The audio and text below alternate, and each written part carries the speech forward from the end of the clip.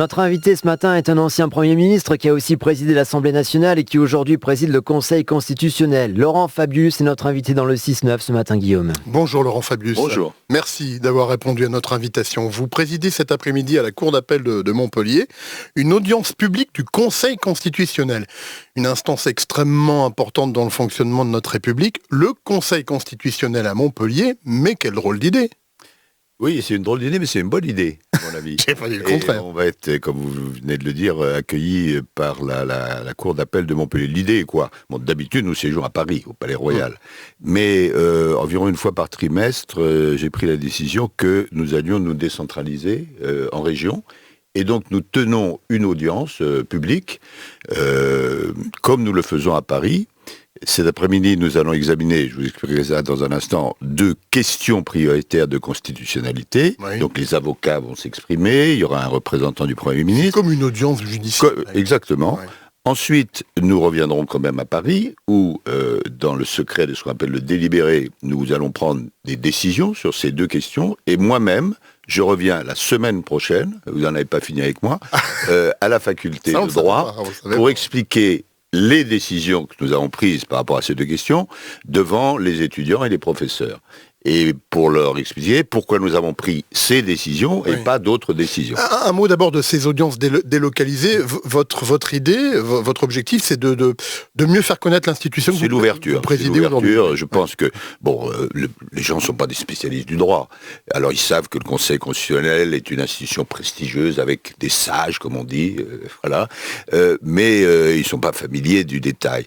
Et la meilleure façon pour faire connaître à la population comment nous défendons la démocratie, la République, puisque c'est notre tâche. Notre tâche principale, c'est de vérifier si les lois, les nouvelles lois, les anciennes lois, sont conformes au droit. Les 2 QPC qui sont examinés cet après-midi, vous pouvez nous en dire un mot très rapide? Oui, alors on n'a pas choisi spécialement pour Montpellier. Il se trouve que... oui, vous êtes dans l'exercice de votre activité normale. Il y en a une qui porte sur une taxe sur les bureaux dans l'Île-de-France. Est-ce que cette taxe est conforme ou pas au principe du droit? Et l'autre qui porte sur les contrôles d'identité à Mayotte. Est-ce que comment on peut faire les contrôles d'identité? Est-ce qu'on peut contrôler toute la population, simplement une partie de la population? Voilà. Et à chaque fois, donc, qu'est-ce que c'est qu'une QPC? C'est quelque chose d'assez nouveau, qui a un grand succès. C'est la possibilité, alors je le dis à tous vos auditeurs, tout à chacun. Lorsque vous avez à comparaître en justice, alors dans tous les tribunaux, que ce soit le Conseil des prud'hommes, une juridiction judiciaire, administrative, et on veut vous appliquer telle ou telle loi, et vous pouvez dire, vous ou votre avocat, attention, Madame la Présidente, Monsieur le Président, vous voulez m'appliquer la loi de 1900X, moi j'estime qu'elle est contraire aux grands principes du droit. Et à ce moment-là, si la question est sérieuse, elle remonte jusqu'à nous, et nous pouvons décider si la loi est conforme ou pas au droit. Et ce qui n'est pas connu, c'est qu'une fois sur 3, nous annulons la loi. Parce que nous considérons qu'elle n'est pas conforme au principe du droit. Donc c'est une possibilité qui est donnée aux citoyens, j'appelle ça la question citoyenne, d'être sûr que la loi est conforme à la démocratie, au droit. Laurent Fabius, j'ai beaucoup de questions à vous poser, le temps passe vite, donc on va essayer de faire vite. Je vais pas vous. Est-ce que vous diriez qu'en ces temps très troublés, très tendus, où le pouvoir politique est sans cesse défié, décrié, décrédibilisé parfois, le Conseil constitutionnel, du coup, est beaucoup plus saisi qu'avant? Non, il n'est pas beaucoup plus saisi qu'avant, parce que nous... alors, les questions prioritaires, nous en avons beaucoup. Nous en jugeons 80 par an. Et nous en sommes à plus de 1000, c'est considérable. Mais nous avons un autre rôle qui est pour les nouvelles lois qui sont votées, de vérifier si elles sont conformes ou pas. Et là, comme il n'y a pas beaucoup de lois qui sont votées compte tenu de la situation politique, etc. Mais, par exemple, cette année, là, à la fin de l'année, nous allons quand même, vraisemblablement, être obligés d'examiner à la fois le budget et la loi de financement de la sécurité sociale. Je ne vais pas vous demander votre sentiment sur la situation politique actuelle, parce que vous êtes astreint à un devoir de neutralité, plus que vous ne me répondrez pas. Mais en revanche, sur le climat politique, en revanche, il est quand même un peu dégradé, voire un peu tendu. Oui. Ça vous inquiète ou pas? Oui, comme ça inquiète chacun. Lorsque j'ai installé le président de la République, puisque le Conseil constitutionnel est aussi juge des grandes élections, J'ai parlé d'un malaise démocratique, et c'est ce qu'on vit aujourd'hui. C'est pas simplement en France d'ailleurs, mais c'est notamment en France. Et juste le point que je peux dire, pour avoir été moi-même pendant de longues années député et puis président de l'Assemblée nationale, c'est qu'il serait bon que soit respectée la dignité du débat public. Je voudrais qu'on parle d'un autre climat, le climat tout court. Vous avez été président de la COP 21, il y a 6 ans à Paris, qui a conduit à l'accord de Paris. D'autres COP se sont succédés, la 27e est en cours. Très franchement, est-ce que vous n'avez pas l'impression que depuis, on a davantage reculé qu'avancé ?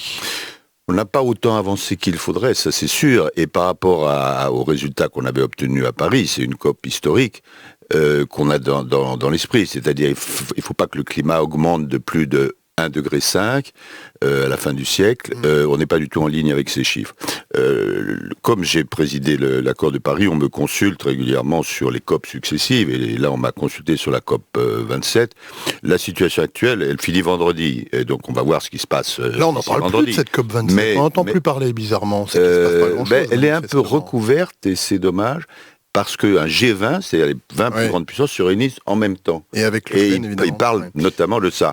Mais l'un des problèmes principaux, c'est que, évidemment, parmi tout ce qu'il faudrait faire, il faudrait arriver à financer davantage les actions en direction des pays pauvres.